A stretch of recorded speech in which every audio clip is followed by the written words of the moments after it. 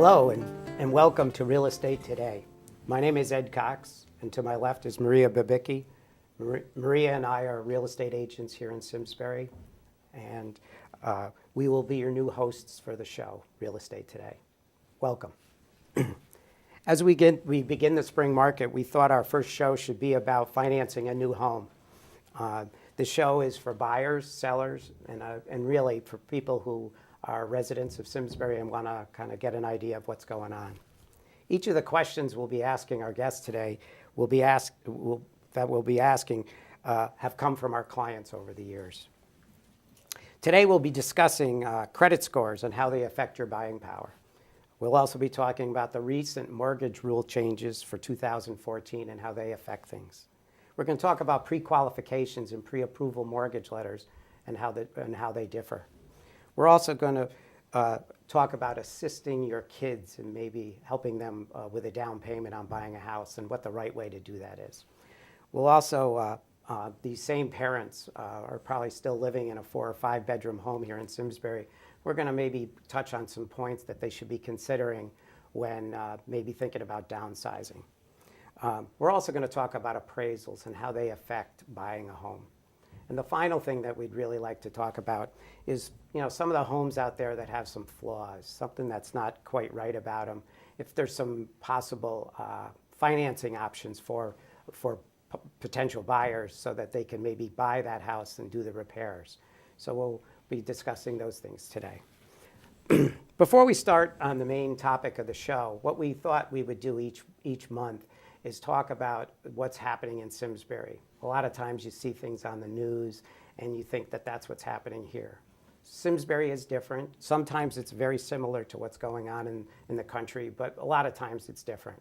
This is a family town, and people buy their homes and make changes in where they live in a time frame so that their kids can be in school and be at the bus stop for the first time of the year and be fresh in the class so that they don't have to switch schools. What has happened this first quarter of the year is kind of interesting. Last year, January 1st, 2013 to March 25th, 2013, 22 homes closed in Simsbury. This year, that same exact time period, which is almost the entire first quarter of the year, 47 homes have closed. Well, if you just see those two numbers, that really makes it look like we're on fire. Well, really, if you really look back on 2013, most of the sales that take place in the first quarter really get written up and started in November and December. The end of 2012 was a presidential election. A lot of people, there's a lot of uncertainty in the market. A lot of people don't choose to buy homes then. So really, as much as we'd like to say that we're on fire and doing really well, comparing to last year, the numbers are a little bit misleading because last year was unusually low. The one thing that has definitely affected the first quarter this year has been the weather. Granted, every year, January, February, and March are winter, and we're in New England. But this year has been particularly harsh. Sellers have decided to put their houses, have decided not to put their houses on the market and delayed putting them on because their houses don't show well. I mean, they've put a lifetime of time putting in their landscaping and their sidewalks, and when they're not shoveled off, it's really hard to get a good view of the house. Buyers haven't been going out and buying homes because they don't want to bundle up the kids into their boots and stuff and worry about getting stuck in driveways when they're looking at homes. So those things have affected things. What we can kind of extrapolate from that, my thoughts are, is that we can expect that set of inventory that has been lacking in the first quarter move into the second.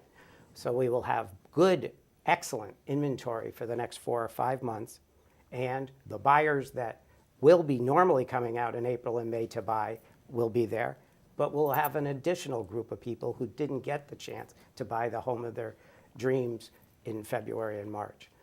So in conclusion for that, what I would suggest is that if you are thinking about putting your house on the market is to contact a realtor and have a good decision because you have not missed the market yet.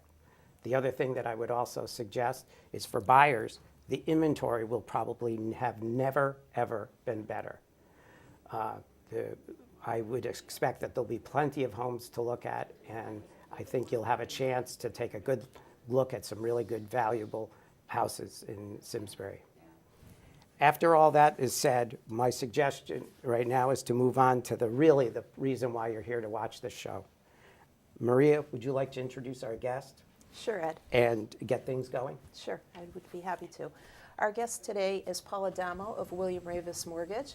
Paul, it's a pleasure to have you on the show today. Could we begin by having you tell us a little bit about yourself and your mortgage experience? Sure. Thank you, Maria. Thank you, Ed. Glad to be here today. I've been in the mortgage business, which seems like a lifetime now, but the last 10 years have been with well-known banks, regional banks, and local mortgage companies. Okay. Let's talk about credit scores. It's a hot topic. We get asked about it every day. Let's start with FICO. What does FICO stand for? FICO is an abbreviation for Fair Isaac Company. They're the ones who created the system for the credit score. And we use the 3 credit bureaus, TransUnion, Equifax, and Experian, to get the 3 scores from. Okay. Can you give us some idea, what is a good score? What's a fair score? There's pretty much 4 ranges for credit scores. 720 and up is considered excellent credit. 680 to 719, the next step below, is good credit. 620 to 679 is average credit or fair credit, and then anything 620 below is considered poor credit. Okay, we recently had an educational mortgage seminar, and it seemed like the credit scores that are required to get a mortgage are higher than they used to be. Is that true? Yes and no. Simply put, the better the credit, the more options you have for different type of mortgages. But because you have average credit or a little bit below average credit, doesn't mean you cannot get a loan. It just maybe narrows the options of what type of loan we could put you in. Okay. And how do you know your credit in the first place? Where can you check it out? Well, when people come to me, one of the first things I do is run their credit, and we do the tri-merge credit report, again, from the 3 credit bureaus. We want to get all 3 scores, and we go off the mid-score. If somebody is just curious and doesn't want to speak with a loan officer, they can go to a few different websites. Probably the most common is myfreecreditreport.com to get their score. Okay. How do college loans affect FICO scores? That's a tough question without looking at a credit report. Typically, it may hurt the credit score a little bit depending on how much accumulated student loan debt they have. But in many cases, a lot of times the student loans are deferred. So the payment history has not been created yet, so it hasn't touched your score, affected their score. But if you do pay your student loans, your score should be fine. Okay. Now, what's the best way to improve your credit? Say you have some money. Should you spread it amongst the credit cards or pay off one at a time? There's a few different theories, but the more common practice is to pay off maybe a few different credit cards instead of paying the bulk onto one card. Just spread out the money, pay a little bit on each. Another thing is to look at your credit report, because your low balance may be your highest monthly payment. So instead of paying off the highest balance, you can maybe pay off your lowest balance and save the most money monthly. Yeah, that sounds like a smart idea. Okay, and how about credit pools? How do those affect the credit score? If somebody's looking to get a mortgage and they go to a few different places, 1 or 2 pulls isn't really going to affect your score much because the banks consider you rate shopping. It's when you go maybe for a car loan or for credit cards where your score may get pulled on multiple occasions, then it could affect it maybe 5 points per pull. So if you're getting 5 pulls, automatically your score could be 25 points lower. It could knock your excellent score to an average score. Okay. All right. Thank you. That was very informative. Paul, a question we have is, can you explain the difference between a pre-qualified mortgage letter and a pre-approved mortgage letter? That's a great question. Years ago, everybody used to do what's called a pre-approval, even though it wasn't a pre-approval. The government has put some new rules on us, and they've made us separate the pre-qualification and pre-approval. Simply put, the pre-qualification is just something that somebody may be telling me over the phone, I'm still going to run their credit score, but they're telling me what their income is. I do not see tax returns. I don't see pay stubs. I don't see bank statements. So it's going based off everything Mr. Smith, Mrs. Smith has told me is good, and I provide the pre-qualification. The pre-approval is more solid is because now I am seeing those tax returns. I am seeing the W-2s, their bank statements. Do they have any large deposits, any cash? So the pre-approval is stronger these days and probably just a better option to go. With the expectation of a strong spring market, would you recommend before people start looking to try and get pre-approved? I always recommend the pre-approval over the pre-qualification. Again, with many employees, and not being self-employed, but many W-2 employees have unreimbursed business expenses that's going to come off their income on a tax return. So somebody may tell me they make $50,000 a year, and we put that in. Whereas if I look at a tax return, I could see $5,000 a year in deductions. So it's going to affect their income a little bit. So the pre-approval is the best way to go, and let us look at the paperwork. Okay, and paperwork-wise, even if someone were considering buying in the future, if they started to get their house in order and get all their documents together, that would be helpful to you? Yes, it's never too early to get prepared. So for some reason, what they want to do doesn't fall into their game plan today, at least we can set up a strategy for the future, whether it's 1 month or 6 months, to get a mortgage plan in place. Great. Maria? Paul, typically, how far along are you in the process before you more or less feel comfortable that the deal will fly from a financial perspective? Once I run the credit score and do see the documents for the pre-approval, I'm pretty confident right there that this is a solid buyer or a qualified buyer. Because again, we're seeing everything. We're seeing that they do have assets. We're seeing that the income is what they say it is. A lot of people sometimes don't know how much money they make or they get it off. So I'm pretty confident as far as the buyer itself, right at that pre-approval, that this will work. Okay. Now, sometimes people ask about the interaction between the real estate agent and the loan officer. Could you tell us a little bit about that? Yes. Most of my referrals are real estate based, but sometimes people may be nervous of what's said or what may be said to the real estate agent. And everything is private of what they tell us, whether it's credit score, the income they make.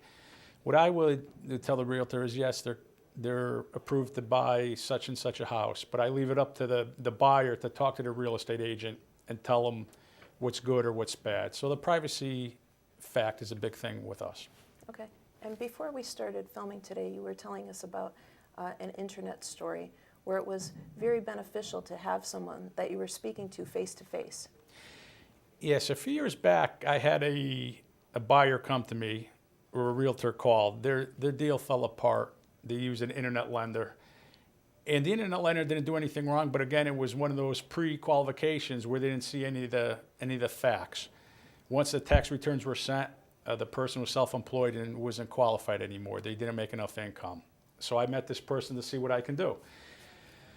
What happened was everything that an internet lender did, I more or less agreed with, but in looking at the tax returns, just building up conversation, I noticed this self-employed person had an employee. So I was just talking to him about his employee, and he said, I don't have an employee, that's me.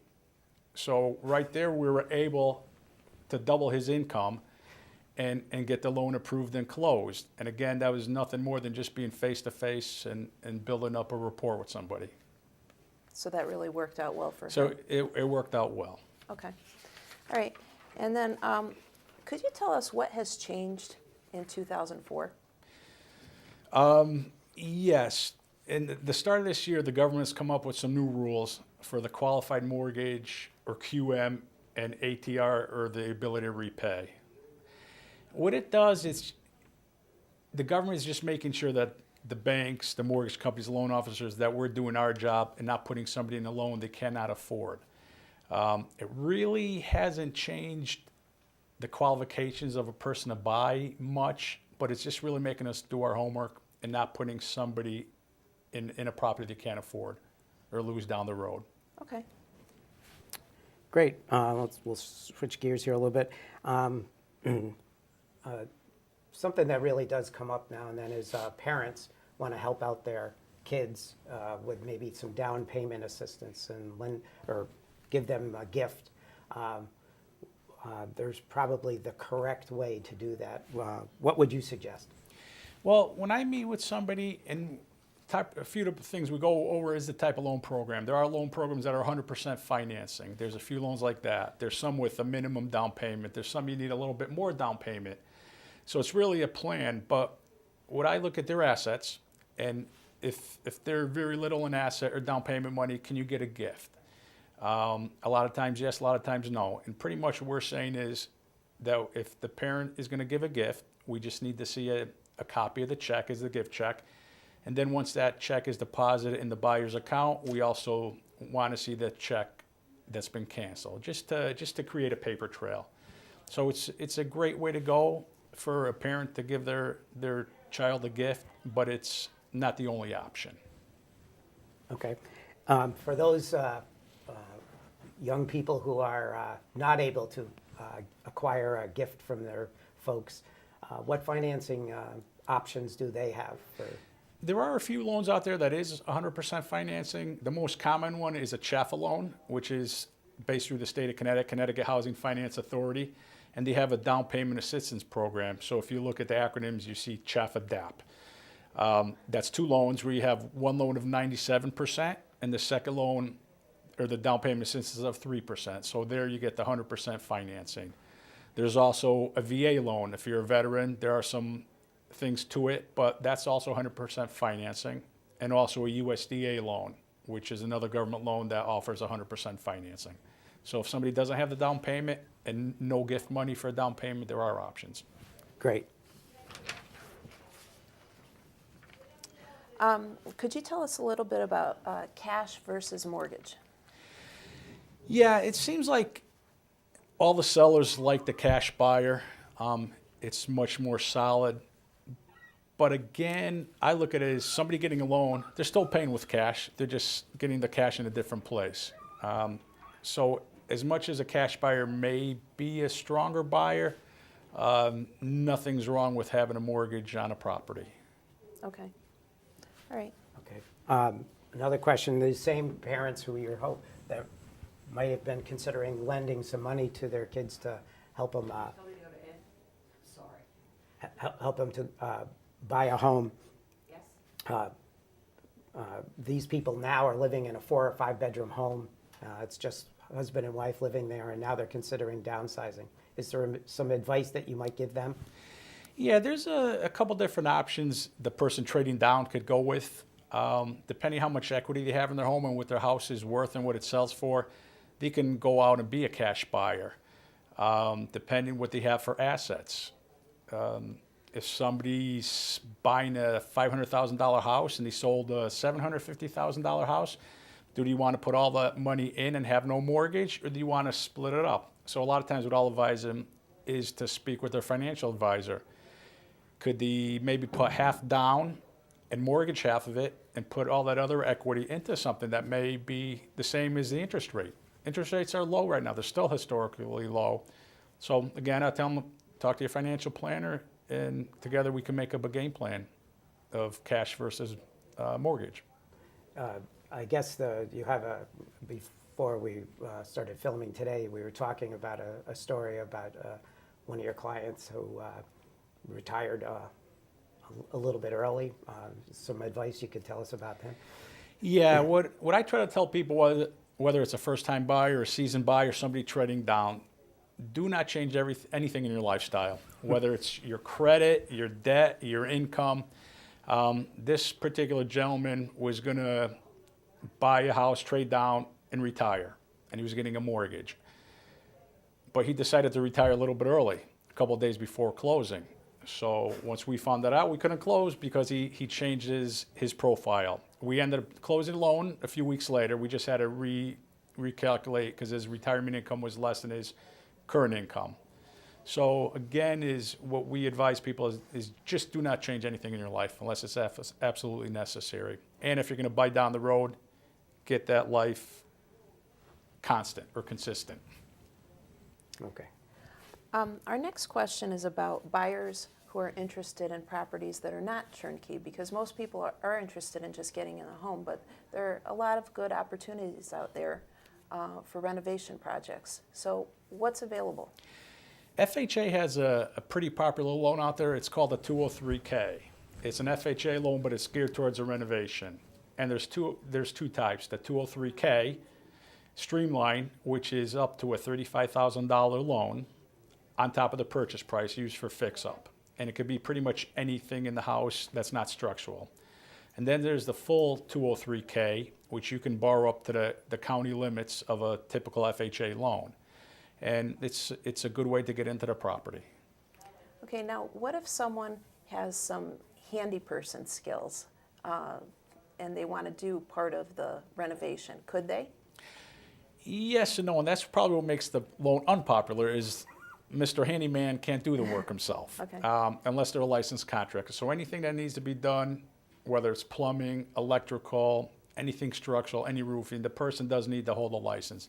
They can do the cosmetic stuff, but they pretty much need a professional to do the larger projects. Okay. And if this is just a home that needs a new kitchen and bathrooms, that's fine? Aesthetics are okay? Yes, the minimum for the 203K Streamline is $3,000, and so that $3,000 up to $5,000. And I'm sure with the cost of things today, that $3,000 could be easily spent in paint Oh, I'm sure. and wallpaper and flooring. Yeah. Okay. Okay, next topic is talking about appraisals. And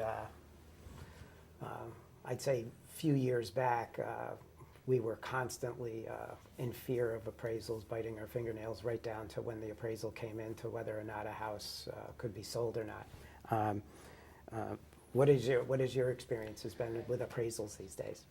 Well, luckily, I have not had any appraisal issues recently on purchases. Everything has been coming in at value, so the realtors are doing a good job advising their clients of what to sell for, or their clients of what to buy for. So appraisals, knock on wood, have not been an issue lately. Okay. What happens if the house doesn't appraise? What is your experiences there? Well, that's where I guess the tug of war comes between the buyer and the seller. And the bank is going to go off the lower of the two values, either the lower the sales price or the lower of the appraisal.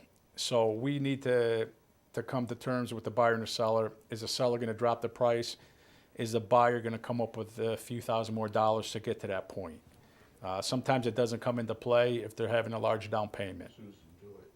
Okay. The one question I have is that appraisers, are you finding that they're familiar with where they're doing their appraisals? I know that back when I sold a house out in New Hartford and the appraiser came from Stamford. I had to give him directions to New Hartford.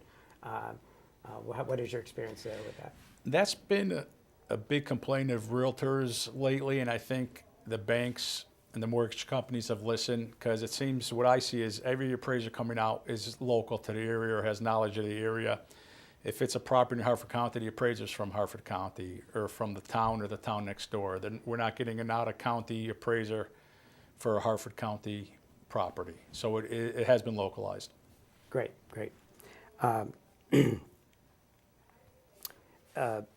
Any other things about with the appraisals?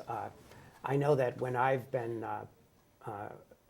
sold a home and there was some concessions, I've had appraisers call me and ask if there were any seller concessions. So it seems like the appraisers are really digging deep to make sure that the house does appraise for the.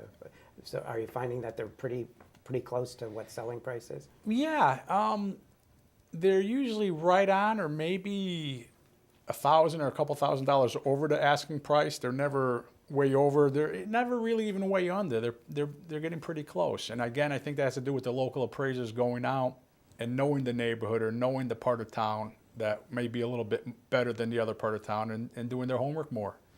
And they've done great jobs on their properties that they're appraising.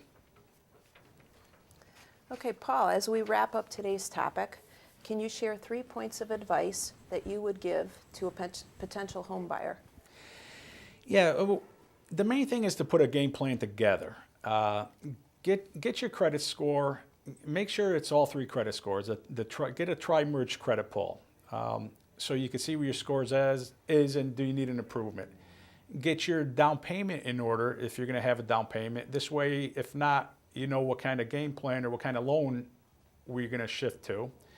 And keep your income steady. If you're thinking of a job or a career switch, maybe do it now instead of the week before you're going to buy a home. And it's pretty simple. Okay. And what would you tell home buyers that are on the fence? They're kind of waiting for interest rates to drop some more. Should they go for it or should they wait?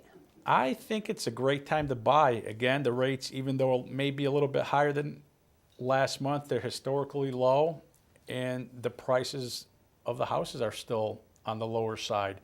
So it's very seldom that you get low interest rates with low purchase prices. So great time to buy. Okay. So do you anticipate this spring will be busy? Yes, I do. Okay. And would it be best, would you conclude that doing their homework and getting pre-approved before they even get out and look at houses would be a good idea? Yes, again, we want to make sure that we're going to get the buyer in the right type of loan and in a property they can afford. And it's a better time now than they fall in love with a house that they may not be able to buy. Okay. Well, Paul, it has been a pleasure to have you on the show. Thank you very much. You've been incredibly informative. And thank you, everybody, for joining us today, and we will see you next time.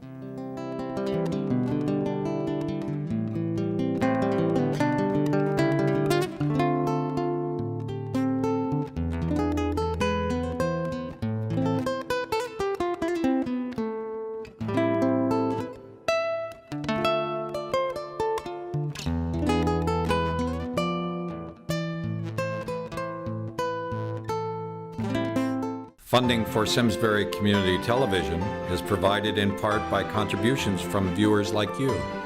Thank you.